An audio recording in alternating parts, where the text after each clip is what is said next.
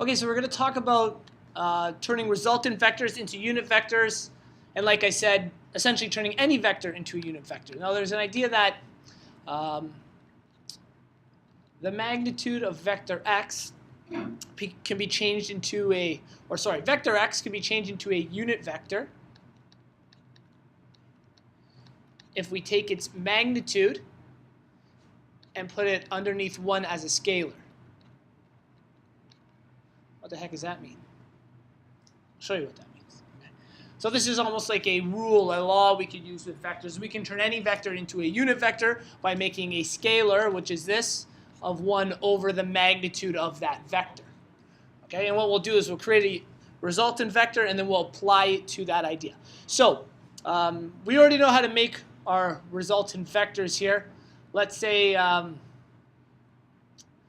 in this case, let's say this is already been all set up, and we just want to find the vector that goes from this tip to that tip. Okay, so no adding or subtracting. That doesn't work nicely. Oh well. Okay, let's just say we're just trying to find the vector that goes from this tip to that tip. Maybe we'll even call it vector z in this case. Okay. According to these rules, the magnitude of vector x is 6. The magnitude of vector y is 8. The angle in between is 100. We know that we can find the magnitude of vector z by squaring it and setting it equal to magnitude of x squared plus magnitude of y squared minus 2 times the magnitude of x times the magnitude of y times cos 100. And hopefully, guys, you recognize that this is c equals a squared plus b squared minus 2ab cos c. That's our cosine law. Okay, in your book, they'll write it in this vector term a lot. So the magnitude of z is equal to, the magnitude of x is 6, so we have 6 squared plus 8 squared minus 2 times 6 times 8 cos 100, okay, which is 36 plus 64 minus, what is that, 48, 96? I think 96. 100. This becomes 100, not 70. 100 minus 96 times cos 100. Okay. I'm doing this part quickly because I'm hoping you guys are familiar with this. I just want to check my 6 times 2. Yeah, okay, that's good. So 100 cos times 96 if it was negative plus 100.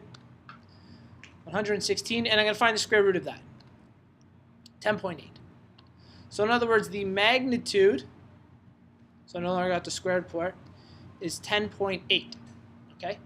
So what that's saying is the magnitude of vector z here is equal to 10.8, which means if I needed to make a unit vector out of z, okay, I would take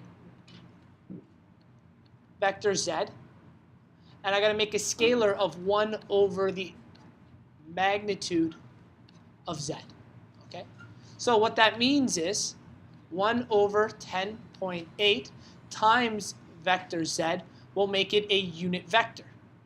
So it is a unit vector.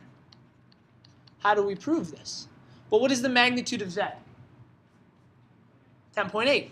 So let's actually take this scalar, because we know we can just multiply our scalars by the magnitude to find out a value of it, right, if we're extending a vector or decreasing it. If the magnitude is 10.8, when we multiply these values, we'll have 10.8 divided by 10.8, which gives us a value of 1. And a unit vector is a vector that has a magnitude or a value of 1 in this case. Okay, so the main idea to this part, this is kind of the end of 6.3, is that we can make any vector a unit vector by just giving it a scalar of 1 over its magnitude. Okay, and I know we did the cos stuff. I just wanted to go through it again just so you guys recalled it.